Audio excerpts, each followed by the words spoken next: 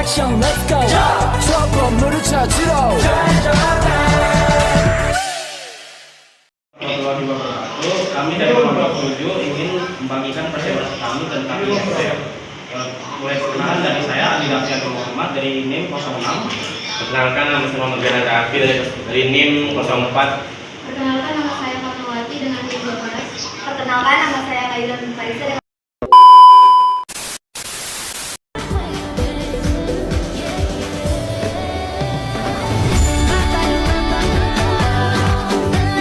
Perkenalkan, nama saya Andi Dafianin Muhammad. Saya akan menjelaskan pengertian ERP atau Enterprise Resource Planning. ERP atau Enterprise Resource Planning adalah sistem perangkat lunak yang mengintegrasikan berbagai fungsi penting dalam perusahaan ke dalam satu sistem terpadu. ERP dirancang untuk mengotomatisasi dan menyederhanakan proses bisnis dalam berbagai departemen seperti keuangan, sumber daya manusia, inventaris, produksi, penjualan, dan layanan pelanggan. Materi selanjutnya akan dijelaskan oleh rekan saya yaitu Farisa. Baik, selanjutnya itu ada fitur utama dari sistem ERP sendiri. Pertama ada pengelolaan keuangan, di mana fitur ini mencakup akuntansi, pelaporan keuangan, dan pengelolaan anggaran. ERP sendiri memungkinkan otomatisasi proses keuangan, meningkatkan akurasi laporan, dan mempercepat pengambilan keputusan. Kedua ada manajemen inventari, yang dimana fitur ini membantu perusahaan mengelola persediaan dengan lebih efisien, termasuk pengawasan stok, pengadaan, dan pengiriman. Hal ini berkontribusi pada pengurangan biaya dan peningkatan layanan pelanggan. Selanjutnya ada sumber daya manusia, di mana ERP sendiri menyediakan alat untuk mengelola data karyawan, termasuk pengajian dan rekrutmen. Sistem ini membantu dalam peningkatan efisiensi pengelolaan sumber daya manusia dan pelatihan. Dan yang keempat ada pengelolaan rantai pasok, di mana fitur ini mendukung koordinasi antara pemasok, produsen, dan distributor. ERP sendiri membantu mengoptimalkan proses rantai pasok untuk mengurangi waktu dan biaya. Selanjutnya itu ada manajemen penjualan dan pelanggan, yang dimana ERP sendiri itu mencakup alat CRM untuk meningkatkan interaksi dengan pelanggan, menganalisis data jualan, dan mempersonalisasi layanan, serta meningkatkan kepuasan dan loyalitas pelanggan. Dan yang keenam ada produksi, di mana fitur ini sendiri mencakup perencanaan dan pengendalian proses produksi, termasuk manajemen kualitas. ERP sendiri membantu dalam meningkatkan efisiensi dan produktivitas di dalam produksi. Baik, di sini saya akan menjelaskan manfaat sistem ERP bagi perusahaan. Yang pertama ada integrasi data. Jadi pada dasarnya sistem ERP mengumpulkan berbagai informasi dari berbagai departemen, entah itu departemen penjualan, departemen gudang, produksi, dan lain-lain ke dalam satu platform, sehingga dapat diakses oleh seluruh tim secara akurat dan terkini. Lalu yang kedua ada otomatisasi dan efisiensi. Dengan sistem ERP kita dapat mengotomatisasikan dan merampingkan tugas-tugas penting back office, dan juga kita dapat mengurangi pengerjaan dalam tugas-tugas manual, sehingga kita dapat menghemat waktu, uang, dan meningkatkan efisiensi bisnis secara keseluruhan. Yang ketiga, pengambilan keputusan berbasis data. ERP membantu pengambilan keputusan karena menyediakan informasi akurat dan real-time dari berbagai departemen dalam perusahaan. Dengan mengintegrasikan data, manajemen dapat melihat gambaran secara menyeluruh tentang kinerja bisnis, sehingga keputusan yang diambil berdasarkan fakta, lapangan, bukan spekulasi biasa. Lalu yang keempat ada peningkatan kolaborasi antar departemen. Perusahaan dapat meningkatkan kolaborasi antar departemen dengan ERP karena sistem ini mengintegrasikan data dari fungsi bisnis ke dalam satu platform. Hal ini memungkinkan semua departemen untuk mengakses informasi yang sama secara real time, sehingga memudahkan komunikasi dan pengambilan keputusan. Misalnya, jika ada perubahan permintaan dari pelanggan, departemen penjualan dapat segera memberitahu produksi untuk menyesuaikan jadwal. Dengan cara ini, menciptakan lingkungan kinerja yang lebih baik dan terkoordinasi dan efisien, serta mendukung kerjasama yang lebih baik di seluruh departemen. Yang terakhir, pengelolaan resiko. Jadi dengan menggunakan sistem ERP, kita dapat meminimalkan resiko seperti kesalahan yang disebabkan oleh faktor manusia, seperti salah penginputan data atau penginputan barang. Selain itu, ERP juga membantu dalam pengambilan keputusan karena kita dapat melihat data secara menyeluruh dan secara real time. Jadi informasi ini bisa menjadi patokan yang lebih baik dalam menjalankan bisnis di perusahaan. Baik, di sini saya akan menjelaskan tantangan dalam implementasi ERP. Yang pertama ada biaya implementasi. Implementasi sistem ERP memerlukan investasi yang besar, mencakup biaya perangkat lunak, perangkat keras, serta tenaga ahli untuk mengonfigurasi sistem dan melatih karyawan. Perusahaan harus mengelola anggaran dengan hati-hati untuk memastikan investasi ini menghasilkan manfaat jangka panjang. Terus yang kedua, ada waktu implementasi. Implementasi ERP adalah proses yang kompleks dan memakan waktu. Prosesnya bisa sampai berbulan-bulan, bahkan bertahun-tahun, tergantung pada skala perusahaan dan kompleksitas proses bisnis. Perusahaan harus menyiapkan perencanaan yang matang agar waktu implementasi tidak berlarut-larut dan mengganggu operasional sehari-hari. Terus yang ketiga ada resistensi karyawan. Karyawan mungkin merasa sulit ataupun enggan untuk beradaptasi dengan sistem yang baru karena sudah terbiasa dengan sistem yang lama. Perubahan besar ini dapat menimbulkan kecemasan ataupun ketidaknyamanan dalam bekerja. Maka dari itu, penting untuk melibatkan karyawan dalam proses implementasi dan memberikan pelatihan yang cukup. Terus yang keempat, ada penyesuaian proses bisnis. ERP itu memerlukan perubahan pada beberapa proses bisnis agar selaras dengan sistem. Kadangkala perusahaan harus menyesuaikan proses bisnis mereka agar sesuai dengan modul ERP yang diterapkan oleh perusahaan tersebut, yang bisa mengakibatkan perubahan signifikan dalam cara kerja dalam perusahaan tersebut. Terus yang kelima, ada pemeliharaan dan pembaruan. Selama implementasi, sistem ERP memerlukan pemeliharaan yang rutin dan pembaruan yang berkala. Hal ini penting untuk menjaga sistem tetap bekerja dan berjalan lancar, dan terlindungi juga dari resiko keamanan cyber. Pemeliharaan ini juga membutuhkan biaya bahkan waktu yang agak panjang, sehingga untuk pembaruan ini dapat dilakukan secara berkala. Oke, sekian, terima kasih. Kita lanjut dengan contoh-contoh apa saja dalam ERP. Oke, di sini saya akan memberikan penjelasan tentang contoh-contoh sistem ERP yang populer di zaman sekarang. Yang pertama ada SAP atau System Application and Product in Data Processing. Itu adalah software ERP yang dirancang untuk membantu perusahaan mengelola proses bisnis mereka dalam satu platform yang terintegrasi. Adapun sejarah SAP sendiri itu didirikan pada tahun 1972 di Jerman oleh 5 mantan karyawan IBM. Produk pertama SAP adalah SAP R/2, lalu diikuti oleh SAP R/3, hingga sekarang SAP S/4HANA. Adapun juga yang kedua adalah fitur utama SAP.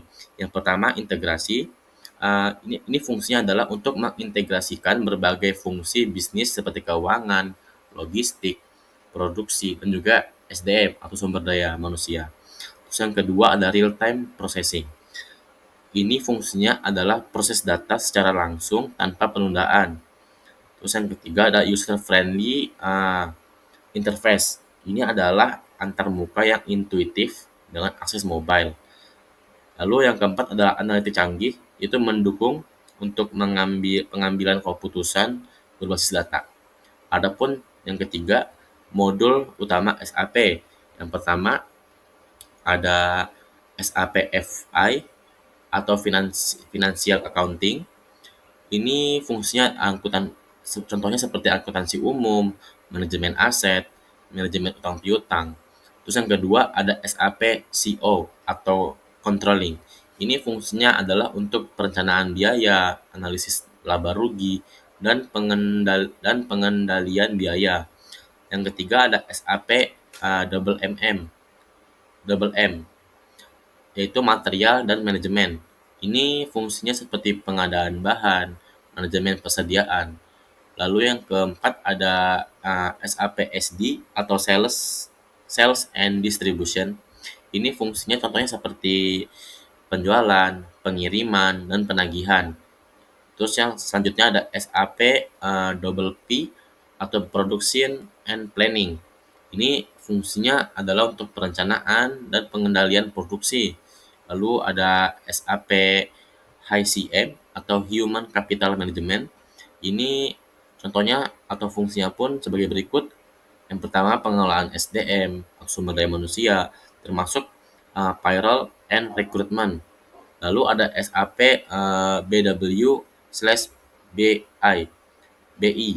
yaitu Business Warehouse atau Business Intelligence. Ini fungsinya untuk analisis data dan pelaporan. Lalu ada SAP CRM, yaitu Customer Relationship Management. Ini fungsinya untuk pengelolaan hubungan pelanggan dan juga maksudnya pengelolaan hubungan antar pelanggan dengan sales. Lalu ada yang terakhir yaitu adalah SAP yang sekarang dipakai, yaitu SAP S/4HANA. Ini adalah versi terbaru dari SAP, yaitu menggunakan teknologi in memory untuk performa tinggi. Lalu ada keuntungan menggunakan SAP. Yang pertama, peningkatan efisiensi. Proses otomatisasi mengurangi pekerjaan manual. Jadi dilakukan secara teknologi dengan praktis. Lalu yang kedua ada pengambilan keputusan lebih cepat. Data real time mendukung analisis cepat. Jadi dia akan semakin cepat datanya tanpa ada penundaan. Terus yang ketiga ada kepatuhan regulasi. Ini untuk memenuhi standar akuntansi dan hukum lokal. Yang keempat, skalabilitas dapat disesuaikan dengan kebutuhan bisnis. Lalu yang kelima, adapun tantangan menggunakan implementasi SAP. Yang pertama, itu biayanya. Itu sangat mahal, terutama untuk perusahaan kecil. Terus yang kedua, kompleksitas. Itu membutuhkan keahlian khusus untuk pengelolaan. Lalu yang ketiga, ada perubahan organisasi. Ini memerlukan pelatihan karyawan dan adaptasi. Lalu yang terakhir, durasi implementasinya. Proses ini itu cukup memakan waktu yang sangat lama. Lalu yang kedua, adapun Oracle ERP Cloud. Nah, Oracle ERP Cloud adalah solusi berbasis cloud untuk mengelola proses bisnis inti seperti akuntansi, keuangan, pengadaan, dan manajemen proyek. Solusi ini dirancang untuk membantu organisasi meningkatkan efisiensi, fleksibilitas, dan visibilitas operasional. Adapun fitur utama dari ERP ataupun Oracle ERP Cloud ini yang pertama adalah keuangan. Ini pencatatan transaksi, pelaporan keuangan, analisis data keuangan. Terus yang kedua ada manajemen proyek. Ini adalah pemantauan dan pengelolaan proyek, termasuk anggaran dan juga jadwal. Terus yang ketiga ada pengadaan. Ini otomasi proses pengadaan dan pengelolaan pemasok. Terus yang keempat ada manajemen persediaan. Nah, pelacakan dan pengelolaan inventaris secara real time. Lalu yang terakhir ada manajemen risiko. Ini fungsinya mengidentifikasi dan meminimalisir risiko serta kepatuhan terhadap regulasi ataupun keamanan ataupun SOP dalam bekerja. Lalu ada keunggulan menggunakan Oracle ERP Cloud. Yang pertama, dia berbasis cloud. Dia tidak memerlukan infrastruktur fisik. Lalu lebih hemat biaya dan mudah diakses dimanapun dan kapanpun. Yang kedua, dia terintegrasi ataupun dapat terintegrasi dengan aplikasi lain seperti Oracle HCM dan SCM. Terus yang ketiga, analitik canggih. Dia tuh mendukung analitik berbasis AI untuk mengambil keputusan yang lebih baik. Lalu yang keempat, ada skalabilitas. Ini cocok untuk bisnis kecil sampai besar. Terus yang kelima, keamanan. Dia menyediakan keamanan yang sangat tinggi, termasuk enkripsi data dan kontrol akses. Lalu adapun contoh modul-modul utama dari Oracle ERP Cloud, yang pertama adalah General Ledger, yang kedua ada Accounts Payable dan Receivable, yang ketiga ada Cash Management, yang keempat ada Fixed Assets, yang kelima ada Project Management. Lalu cara mengimplementasikan Oracle ERP Cloud ini, yang pertama perencanaan, yang kedua konfigurasi, yang ketiga migrasi data, yang keempat pengujian, yang kelima pelatihan, dan terakhir go live dan dukungan. Lalu adapun kekurangan ataupun tantangan dari implementasikan Oracle ERP Cloud. Yang pertama ada perubahan manajemen, yaitu penyesuaian budaya kerja dan adopsi teknologi baru. Lalu yang kedua ada integrasi dengan sistem lama. Yang ketiga pelatihan pengguna.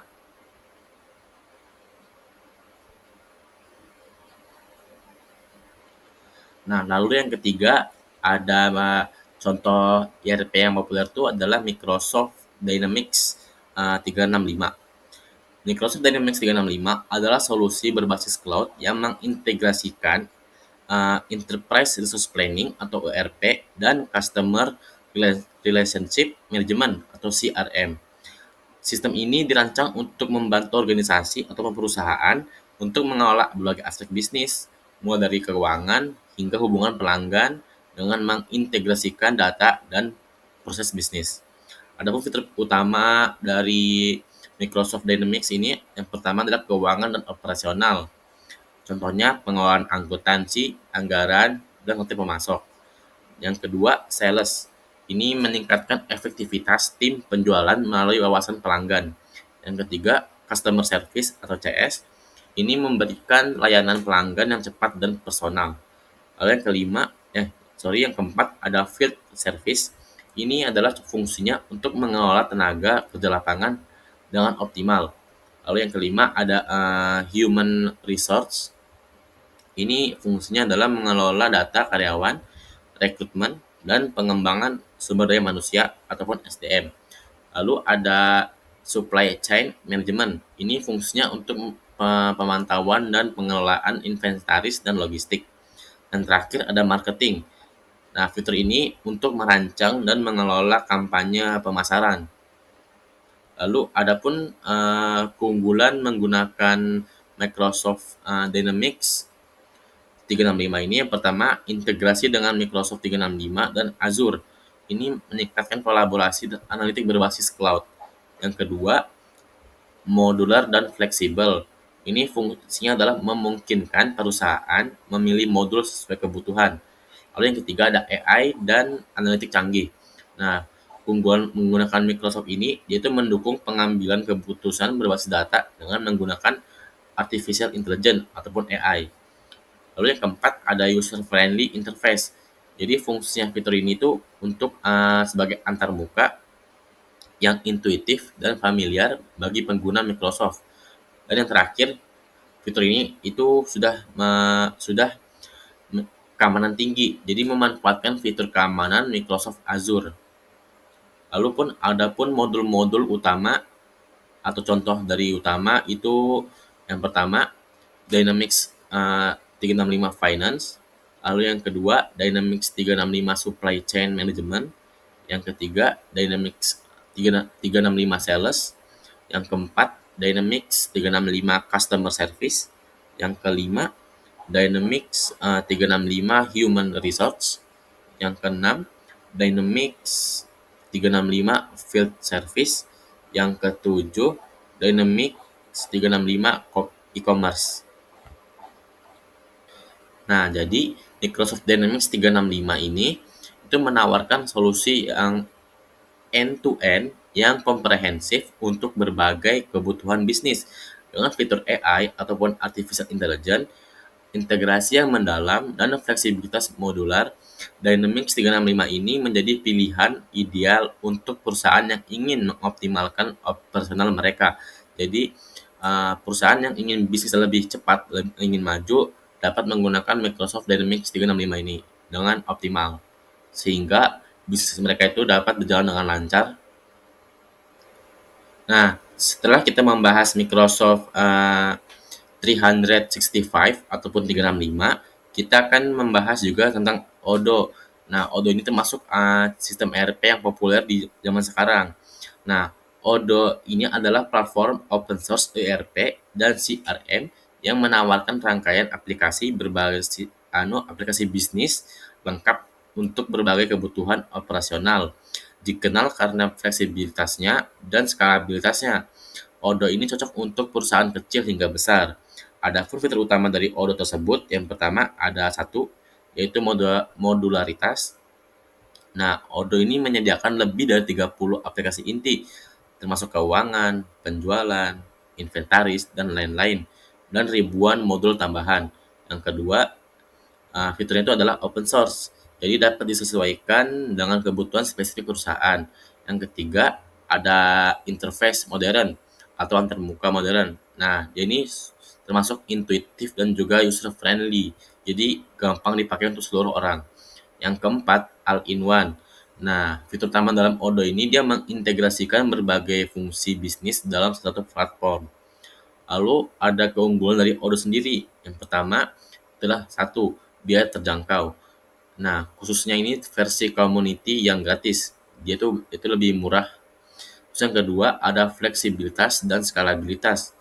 Nah, modul ini dapat ditambah ataupun dihapus sesuai kebutuhan kita. Yang ketiga, ada komunitas yang besar. Jadi, dalam Odoo ini banyak kontributor yang terus mengembangkan modul baru. Yang keempat, ada integrasi yang mudah, terhubung dengan berbagai sistem dan aplikasi pihak ketiga. Lalu yang kelima, yang terakhir, dia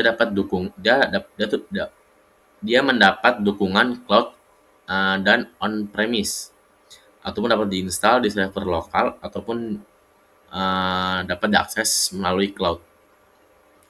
Adapun modul-modul utama Odoo, yang pertama manajemen keuangan.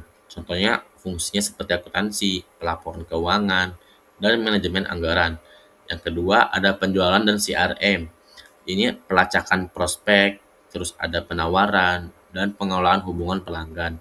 Terus yang ketiga ada manajemen inventaris, pelacakan stok, pengiriman, dan penerimaan barang. Yang keempat, manajemen proyek. Fungsinya adalah untuk perencanaan, pelacakan tugas, dan kolaborasi tim. Yang kelima, dia tuh HR dan payroll. Nah, fungsinya adalah untuk rekrutmen, absensi, penggajian, dan evaluasi karyawan. Yang keenam, manufaktur. Dia itu fungsinya untuk perencanaan produksi, pengelolaan pesanan, dan kontrol kualitas. Dan yang terakhir, dia e-commerce dan POS. Jadi dia tuh udah menerapkan fitur keunggulannya adalah toko online dan sistem point of sale untuk retail. Lalu adapun kekurangan menggunakan Odoo ini yaitu kustomisasi yang kompleks, jadi memerlukan keahlian yang teknis untuk mengembangkan modul tambahan. Lalu jadi Odoo ini menawarkan solusi ERP yang fleksibel dan hemat biaya. Dengan berbagai modul yang dapat diintegrasikan, Odoo membantu perusahaan mengoptimalkan operasional mereka di berbagai bidang. Baik, ini adalah kesimpulan dari materi ERP yang kami jelaskan. Jadi kesimpulannya adalah sistem ERP membantu perusahaan untuk mengelola berbagai fungsi bisnis dengan efisien dan terintegrasi. ERP meningkatkan efisiensi operasional dan memungkinkan pengambilan keputusan yang lebih cepat dan tepat.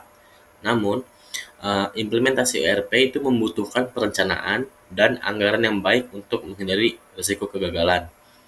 Oke, sekian materi yang telah kami jelaskan. Mohon maaf apabila ada kekurangan, kesalahan kata. Wassalamualaikum warahmatullahi wabarakatuh.